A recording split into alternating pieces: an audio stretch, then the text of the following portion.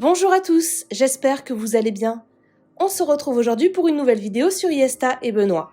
Ce jeudi 11 février, le couple est devenu parent pour la deuxième fois d'un petit garçon prénommé Adrian.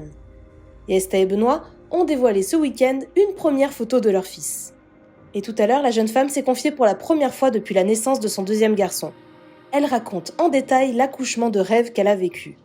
Je vous laisse tout de suite avec la vidéo et n'hésitez pas à réagir en commentaire. Juju, c'est le bébé? C'est le bébé? C'est ton frère? C'est ton frère, bébé? Fais un câlin au bébé? Doucement, doucement. C'est bien, mon fils. T'es adorable, mon amour. T'es adorable. Bon les amis, l'heure est venue de vous raconter du coup mon accouchement enfin. Désolée de vous avoir fait patienter comme ça, mais c'est vrai que je captais pas du tout à l'hôpital, c'était une catastrophe.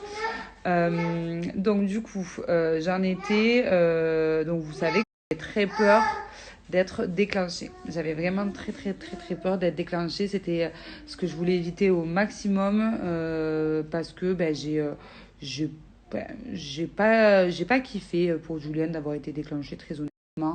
Je trouve que ça perd vraiment de sa magie, ça perd le petit truc, quoi, la petite adrénaline, les petits papillons dans le ventre le jour où je crois que ça y est, quoi. Voilà, bon bref, c'était un peu mon rêve de vivre ça.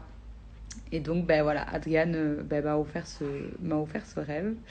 Je n'y croyais vraiment pas pour vous dire. C'était une grosse surprise jusqu'au dernier moment. Je voulais pas y aller. Je disais, mais non, mais non. Donc, Benoît, dès Top Chef, je ressentais quelque chose, mais j'arrivais pas trop à décrire ce que c'était. Ça faisait pas mal. C'était pas douloureux, mais c'était pas non plus hyper agréable. Mais voilà, je comprenais pas trop ce que je ressentais. Puis c'était très léger, mais je ressentais quelque chose.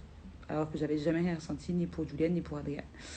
Donc là, je dis à Benoît, je crois que je ressens un truc. Et là, il me dit, oh là là, oh là là. Donc il commence à mettre les valises dans la voiture. Il est parti se tondre la barbe quand même. Il est parti se faire la barbe. Et moi, je lui disais, mais Benoît, mais qu'est-ce que tu fais? Mais n'importe quoi.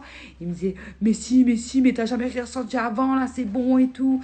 Et il était trop excité. Et moi, je disais, mais non, j'avais peur qu'il ait des faux espoirs, en fait. Puis en même temps, je me refusais d'y croire. Je me disais, c'est pas possible. Je veux pas je veux pas tomber de haut, je veux pas avoir de fausse joie. Donc, j'arrivais pas à y croire. Je disais, mais non, mais non. Et donc, ça s'est intensifié un petit peu plus. Et j'ai dit à Benoît, écoute, si je le ressens encore 10 fois, on y va à la maternité. Parce qu'en fait, il fallait quand même appeler les parents de Benoît qui viennent à la maison pour Juliane. Juliane y dormait. Je voulais pas faire déplacer le père de Benoît pour rien. Donc du coup, j'ai attendu. Et donc des fois, c'était espacé de 20 minutes les contractions. Donc c'était des contractions, mais tellement légères. Enfin, voilà. Et pour moi, c'était pas des contractions de travail. C'était juste des contractions, quoi. Et des fois, elles étaient même espacées de 20 minutes. Donc je disais, ah, non, mais Benoît, c'est mort. Enfin, normalement, il faut vraiment attendre qu'elle soit espacée, que ce soit très court. Là, c'est trop éloigné, tout ça.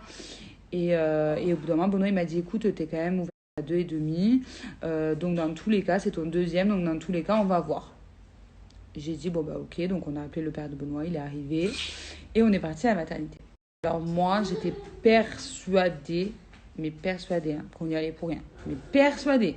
Pour moi, ils allaient nous renvoyer à la maison, nous dire, oui, vous avez un début de contraction, mais c'est pas pour de suite.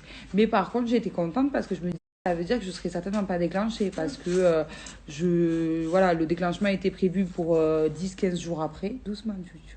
Doucement, mon amour, c'est bien. C'est bien, mon ange. Mais que t'es mignon. Doucement, mon bébé, hein. Doucement, Juju. Il est adorable. Il est venu de lui-même voir son petit frère, mon bébé. Donc je disais, voilà, moi j'étais persuadée qu'ils allaient nous renvoyer à la maison. Mais en tout cas, j'étais rassurée de me dire, bon, c'est sûr que j'irai pas jusqu'au déclenchement. Parce que là, vraiment, il se passe quelque chose. Mon corps est en train de commencer à travailler. On verra combien de temps ça met. Mais en tout cas, j'étais contente de me dire que j'aurais certainement pas un déclenchement. Enfin bref, je vais essayer d'aller un petit peu plus vite parce que sinon ça va même pas rentrer dans toutes mes stories, tout ce que j'ai à raconter. Donc je vais essayer d'aller un petit peu plus vite. Donc du coup, je suis arrivée à la maternité. Benoît m'attendait dans la voiture parce qu'il avait le droit de venir qu'à partir du moment où on m'acceptait en salle de pré-travail. Ouais, voilà. Donc du coup, elle m'a fait le monitoring, etc. Elle a regardé mon col, elle m'a dit que ça n'avait pas évolué, que les contractions n'étaient pas efficaces sur le col, mais qu'effectivement, il y avait des contractions et que vu que j'étais déjà bien ouverte et que c'était mon deuxième, qu'elle me gardait en salle de pré-accouchement. Donc là, j'étais trop contente.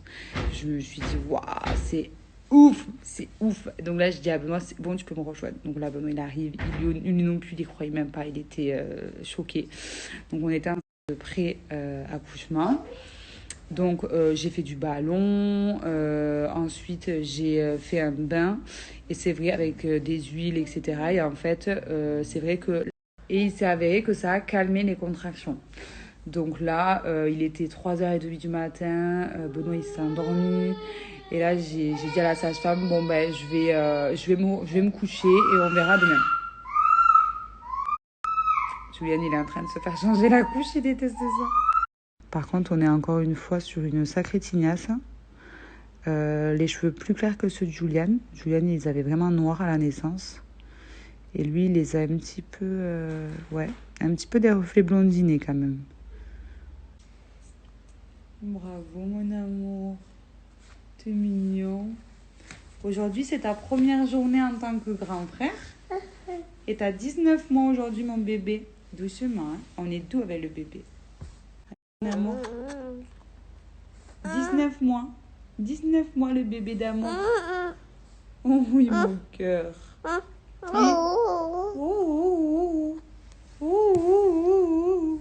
Il est où ton petit frère? Il est où? Il est là? Il est là? C'est ton petit frère? C'est Adrien? Oh oui, mon amour. Voilà, t'es mignon. T'es mignon, mon fils. Mais oui. Bravo, mon cœur. Donc du coup de 3h30 à 6h30 j'ai dormi et j'ai dû ressentir à peu près 2-3 contractions qui s'est intensifiée et à chaque fois je me disais il faut que j'appelle la sage-femme et à chaque fois je me rendormais donc je me disais bon ben si je me rendors c'est que c'est pas si fort que ça et là à 6h30 vraie contraction douloureuse qui a duré longtemps, qui a duré au moins je pense 50 secondes. Donc là je me suis dit ah là je sens que c'est la contraction, je sens ça y est, là on le sent, je pense, à ce moment-là. Donc là, j'appelle la sage-femme, elle regarde mon col et elle me dit ah ben oui, vous êtes à 4.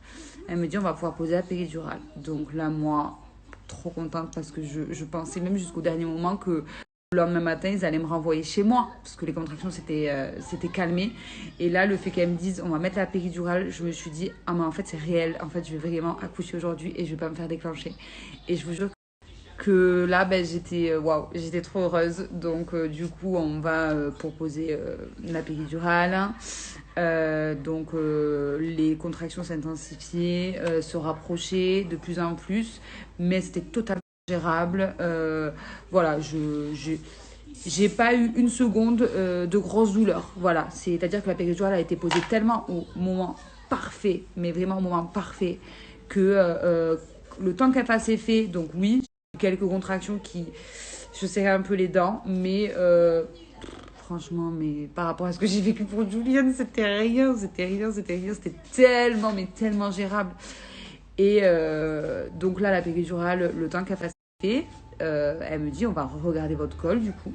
Bon, vous me connaissez, hein, moi j'ai pas de tabou, donc voilà, je dis regarde mon col, tout ça. Ceux que ça choque, excusez-moi, vous êtes vraiment pas fait pour la maternité apparemment. Si ça vous choque, arrêtez de suite de regarder, parce que la suite c'est pire. Je préviens parce qu'une fois j'ai parlé de mon col en story, il y a des gens qui ont été choqués. Alors écoutez, c'est bon, hein, moi je suis pas là pour faire pour faire du gna gna gna. Quand je parle, et ceux à qui ça plaît pas, vous partez tout simplement. Parce qu'une fois j'ai parlé de mon col en story, il y a des gens qui ont été choqués. Alors écoutez, c'est bon, hein, moi je suis pas là pour faire pour faire du gna gna gna. Quand je parle, et ceux à qui ça plaît pas, vous partez tout simplement.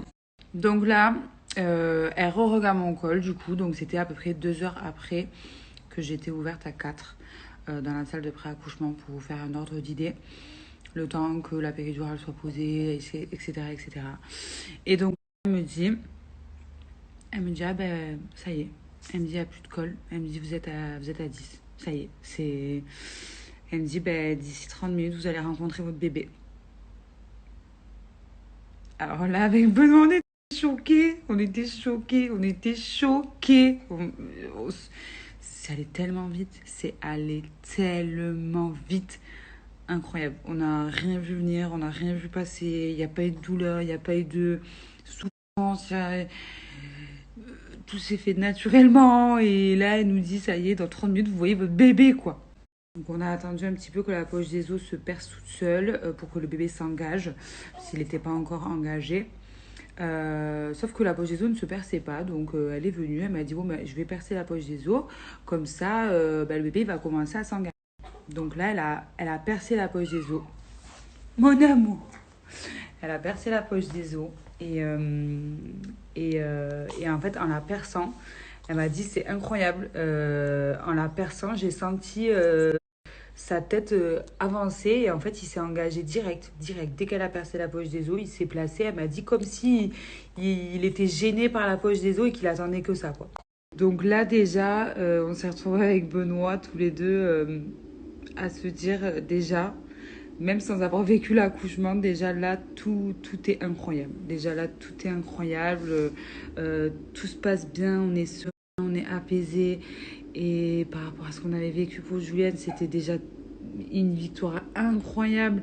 On était souriants, on était bien, on se sentait vraiment bien. Et donc là, elle me dit on commence. Donc j'ai demandé à faire un accouchement sur le côté qui est plus physiologique que le faire sur le dos. Donc j'ai été mise sur le côté. Voilà, je lui ai demandé ça. Elle m'a dit écoutez, on n'a pas l'habitude de le faire souvent, mais on va le faire. Et si jamais on voit que bon, ben, c'est un petit peu compliqué ou quoi, on se remettra sur le dos. J'ai dit oui, pas de souci. J'aimerais bien juste essayer.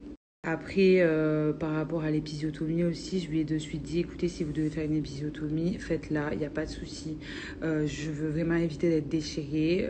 Pour Juliane, j'ai été déchirée interne, externe, épisiotomie, enfin tout.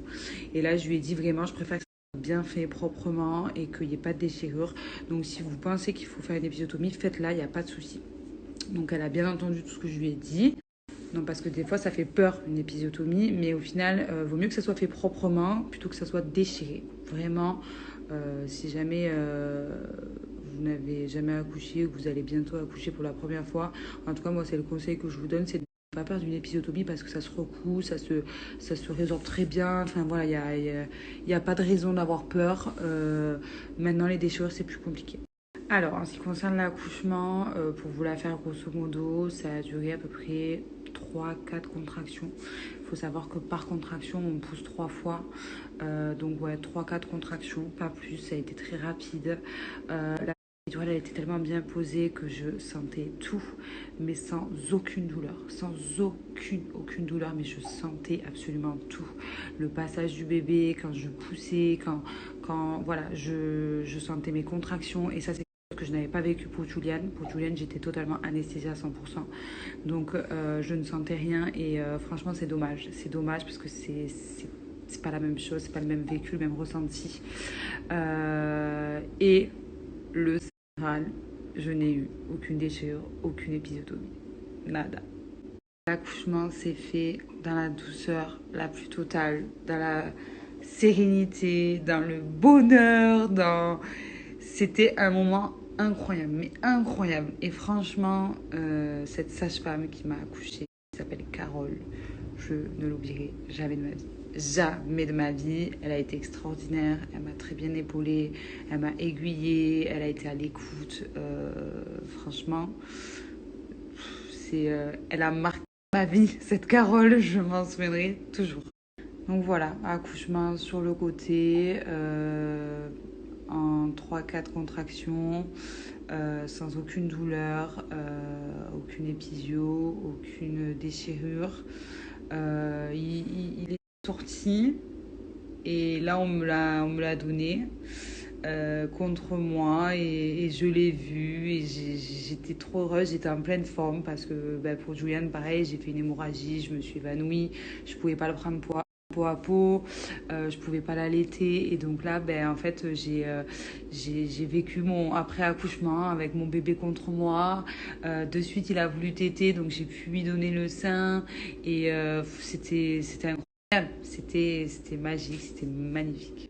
Et je tiens quand même à vous dire que quand j'ai accouché et que j'avais mon fils sur moi, j'ai dit à Benoît, oh, Benoît, je suis déjà nostalgique, j'ai déjà envie de revivre exactement ce que je viens de revivre à l'instant. Et j'ai dit à Benoît, j'ai déjà envie de faire un troisième, mon Dieu, mon Dieu, mon Dieu, mon Dieu, je vous jure, c'est addictif, c'est incroyable. C'est ce que j'ai vécu, je vous jure, c'est... J'ai même pas les mots pour décrire ça. Non, mais tellement j'ai remercié mon fils. Je me suis mis sur son berceau après le lendemain et je lui ai dit merci. Merci de m'avoir fait vivre ça parce que c'était incroyable. Vous savez quoi, je vais même aller plus loin. Il faut savoir que les premiers mois de Juliane, jusqu'à à peu près 3 4 mois, c'était vraiment, vraiment, vraiment très difficile. Je vous disais bah, tout sur les réseaux sociaux, mais vraiment c'était très dur. Je pleurais tous les jours. Juliette, il était très dur. C'était vraiment pas facile, hein. Et je suis persuadée que l'accouchement a joué énormément là-dessus. Qu'il y a eu un petit traumatisme par rapport à l'accouchement, du fait que ben, les derniers moments où il était dans mon ventre, j'étais en souffrance absolue, que j'ai hurlé, que j'étais pas bien, il devait être recroquevillé, il devait être dans la douleur, voilà. L'accouchement s'est pas bien passé non plus et je suis persuadée que ça a un impact sur eux parce que je le vois là avec Adriane. Il est serein, il est apaisé, il est zen, il est, il est cool. Après, évidemment, nous aussi, on est comme ça, donc on lui transmet ça. Donc voilà, je vois la différence. Et puis bon, chaque bébé est différent, chaque grossesse est différente, etc., etc. Mais je suis persuadée qu'un bel accouchement dans la sérénité, ben, le bébé, ça, il le ressent vraiment et que ça y joue énormément sur les premiers instants de bébé. Voilà, en tout cas, c'est mon avis, hein. Et voilà, et je suis vraiment contente de pouvoir vous partager mon expérience parce que j'ai tellement entendu un déclenchement égale deux déclenchements, nani, nana. Enfin bon, bref, j'ai tellement entendu de choses qui me faisaient me dire, bon, bah voilà, j'étais fataliste et je me disais, bon, bah tant pis, écoute, je me ferai déclencher toute ma vie, c'est comme ça, hein. Et au final, bah non, au final, ça veut rien dire. Adrien a décidé de venir de lui-même. Adrien nous a fait la surprise d'arriver en plein épisode de Top Chef. Voilà, donc il faut pas perdre espoir. Ce que je peux vous dire aussi, c'est que souvent on néglige un petit peu le papa. Parce que c'est vrai que c'est pas lui qui a vécu la grossesse, c'est pas lui qui pousse, c'est pas lui qui vit le postpartum, etc. Mais je peux vous dire que Benoît a été plus traumatisé de l'accouchement qu'on a vécu pour Juliane que moi. Moi, au final, bah, je l'ai bien vécu. Voilà, bah, après, c'est un peu mon. Je sais pas, c'est mon tempérament, moi j'oublie vite, hein. Mais Benoît, il a très très très très mal vécu l'accouchement de Juliane, mais vraiment très mal vécu. Il n'a pas du tout kiffé ça. Il était pas bien et là, lui aussi, il a vécu un accouchement de rêve, lui aussi. Et je le vois même sur lui, il a le sourire, il est heureux, il est détendu. Et voilà, ça change tout. Et oui, vous me le demandez beaucoup aussi. J'ai accouché à l'hôpital Paul de Viglier, c'est pas à la clinique, c'est à l'hôpital de Purpan, enfin de Toulouse quoi. J'ai été suivie aussi là-bas par une sage-femme, juste incroyable aussi, incroyable. Laetitia qui s'est occupée de moi, mais comme personne.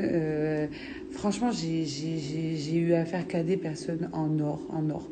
Des personnes dont je me rappellerai toute ma vie, qui sont gravées dans mon cœur maintenant. Franchement, je vous jure, hein, c'est le fait d'être bien entouré comme ça aussi, ça vaut tout l'or du monde.